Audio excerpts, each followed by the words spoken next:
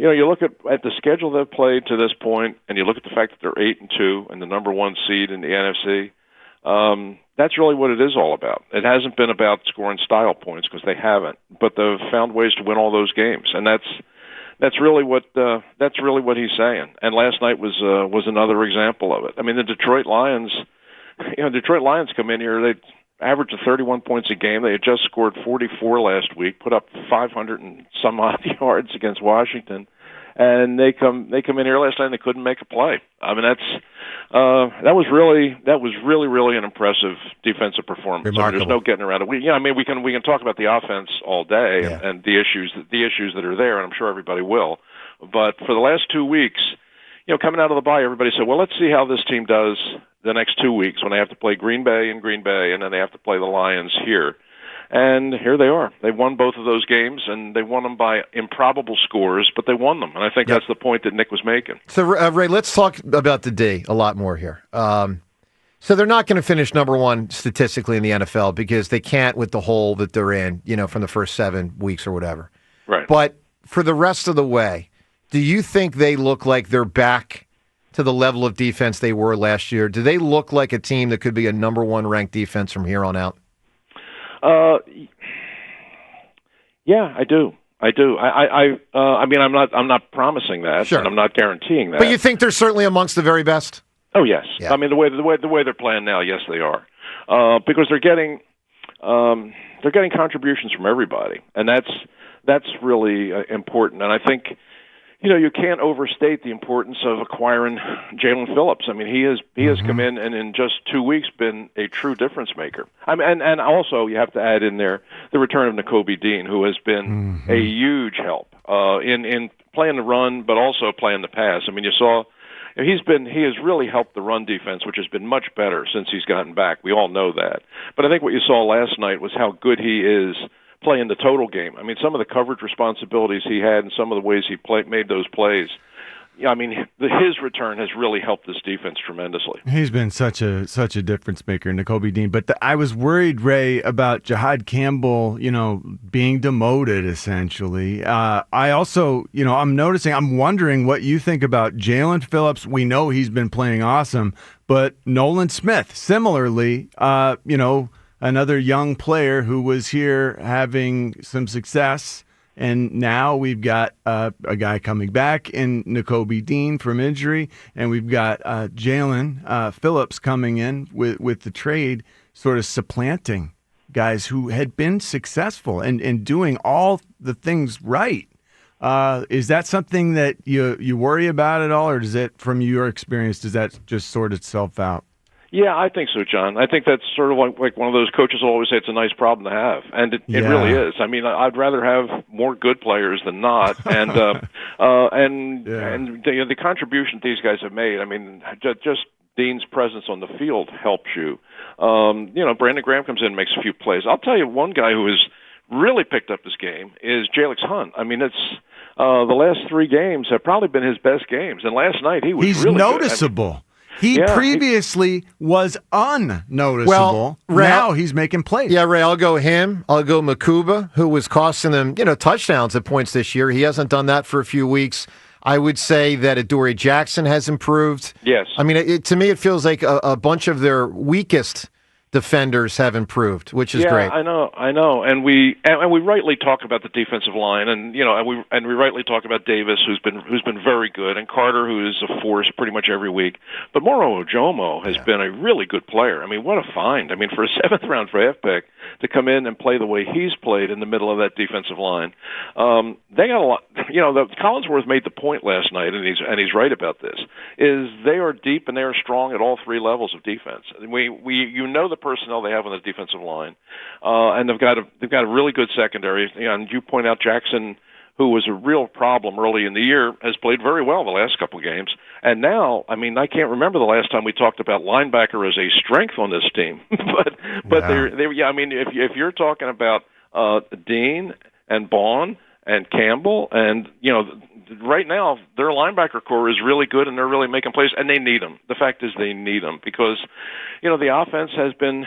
Let's face it, the offense has been a struggle. I mean, and the defense bailed them out last night. I mean, series after series after series. I mean, Dan Campbell didn't get the memo about fourth down. I mean, he was just going to keep going for it, almost to prove a point. It seemed like, but every time the defense was put in that spot, they came up with the big play. For sure. Ray Didinger, as he is every Monday with us, is 94 WIP HD1 Philadelphia as we broadcast today from the Tasty Cake studio. So, Ray, here's the question with the offense. What the heck is going on? I mean, I know injuries are part of it, but what the hell? I mean, I feel like almost everyone's taken a step back other than Devontae. What is going on here? John Dotson hasn't taken a step back. No, but he's still the 11th best player on offense. What is going on with this offense, Ray? They can't find their footing. They can't put two plays back to back is kind of what it amounts to. And they have, if you want to look at it from the other side, they have played to this point a really tough schedule. They have played 6 of the 10 teams that played are top 10 defenses. That's part of it. The last 2 weeks, you played defenses that were in the top 7. Who are really good.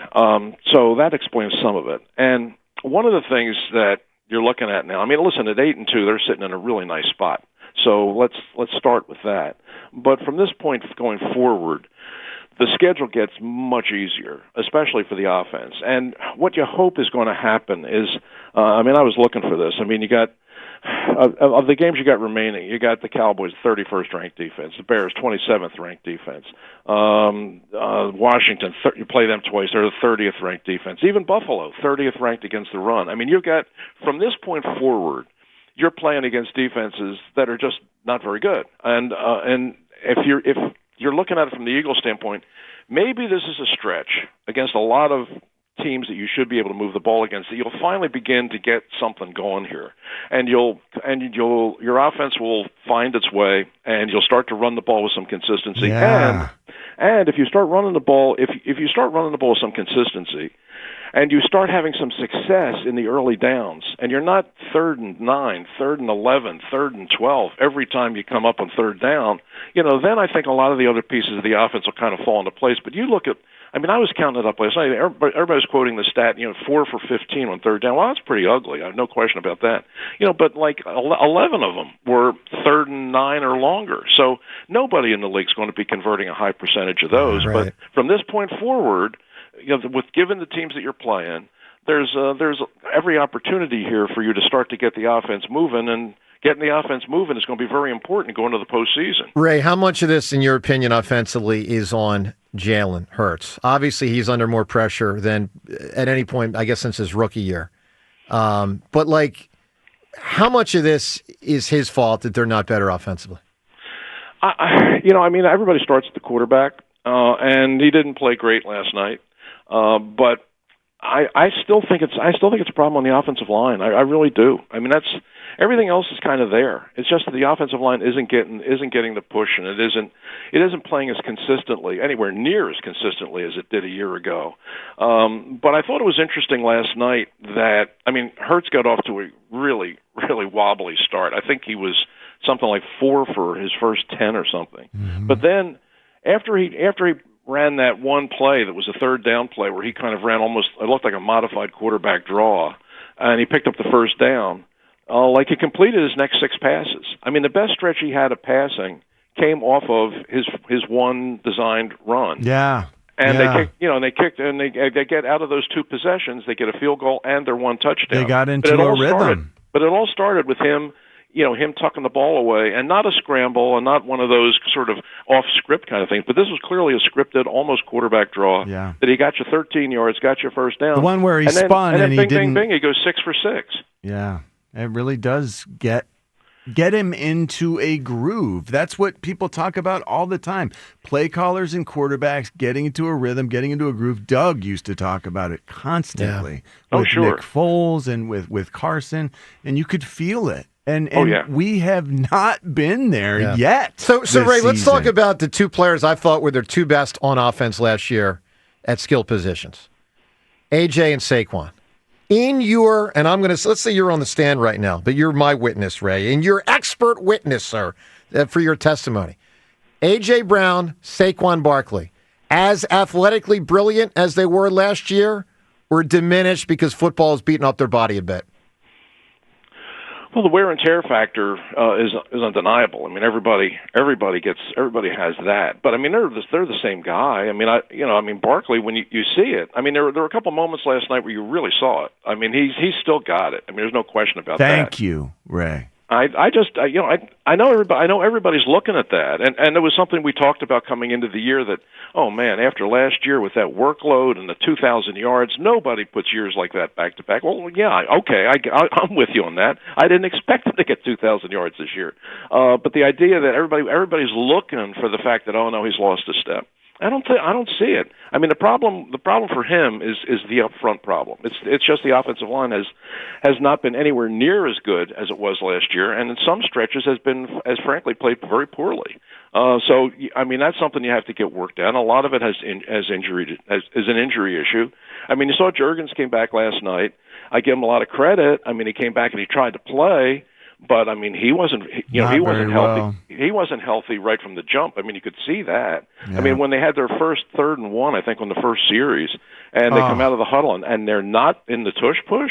I mean, that was the signal that whoa, something is really wrong here. I mean, they ran a traditional 3rd and 1 Barkley play that got stuffed. Yeah, and they the fullback dive from the up position that never ever works. Yeah, I mean, the entire defense is calling him out. Look, we got him in a 3-point stance. He's trying to hide. Yeah. It's Saquon pretending. Yeah, well, I think they ran it a few weeks ago, and it worked, and then this time, not as well. Well, to me, that was a real red flag. I mean, when they come out in that situation where you'd actually look like you were moving the ball a little bit, then you get 3rd and 1, and you go completely away from script. Why? Okay, so that told me they have real problems, and I suspected it was Juergens, and sure enough, he didn't finish the game.